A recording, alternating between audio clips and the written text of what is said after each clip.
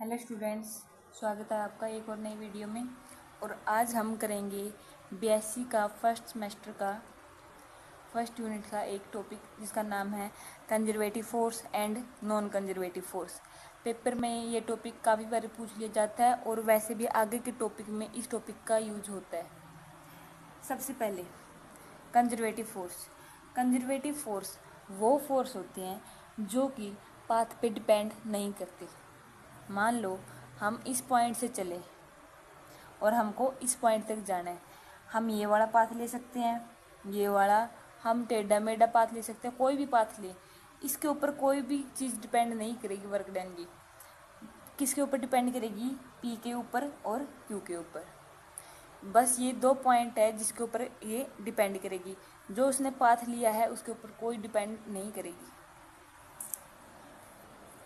उसकी स्टार्टिंग और ending position के ऊपर डिपेंड करेगी बस। उसके बाद अगर ऑब्जेक्ट, आप खुद देखो, अगर ऑब्जेक्ट यहाँ पे गया और फिर यहाँ पे गया तो उसकी डिस्प्लेसमेंट कितनी होगी? 0। देखो, अगर यहाँ से शुरू किया, यहाँ पे गया, ऐसे गया और उसके बाद ऐसे गया और फिर ऐसे आ गया, डिस्प्लेसमेंट कितनी होगी? 0। तो फोर्स वर्क क्या होता है? वर्क क्या होता है? Force multi displacement. अगर डिस्प्लेसमेंट ही 0 होगी तो force multi 0 that is equal to 0। तो वर्क क्या हो जाएगा? 0। If the object return to the starting point then the net work done is 0। उसके बाद जो फोर्स है क्या होगा? इनिशियल पोजीशन कौन सी थी? P। फाइनल पोजीशन कौन सी है? Q। और फोर्स का क्या उसका वर्क का क्या फॉर्मूला होता है? Force multi displacement. डिस्प्लेसमेंट कितनी हुई है? ds, यानी कि स्मॉल डिस्प्लेसमेंट। ठीक है। और यहाँ पे P एफ डी एस ये पाथ 1 के लिए, ये पाथ 2 के लिए, ये 3 और ये 4। ऐसे आप कितने नंबर के लिए कोई भी रास्ता चूज कर सकते हो। कितने कितने वेज हैं? इनफाइनिट वेज हैं एक पॉइंट तक पहुंचने के लिए। आप ऐसे भी जा सकते हो, आप ऐसे भी जा सकते हो, आप ऐसे भी जा सकते हो, आपकी मर्जी है, वो इस पॉइंट तक जाना है बस। ठीक है। उसके बाद एफ डी एस किसके इक्वल हो जाएगा? 0 के इक्वल। कब? जब जो पॉइंट है, जब जो ऑब्जेक्ट है वापस अपने स्टार्टिंग पॉइंट पी के ऊपर आ जाएगा। इसके एग्जाम्पल है gravitational force, elastic force, magnetic force etcetera. ये था हमारा कंजर्वेटिव फोर्स। इसके एग्जैक्ट अपोजिट कौन सा है? Non conservative force. अब जो ये वाला फोर्स है वो पाथ के ऊपर डिपेंड करेगा कि आप इस पॉइंट से यहाँ तक जाने के लिए कौन सा रास्ता ले रहे हैं।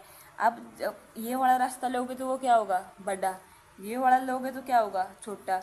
ये टेढ़ा मेढ़ा लोगे तो वो क्या होगा? इससे तो बड़ा ही होगा। ये सीधा है और ये टेढ़ा मेढ़ा है। ठीक है।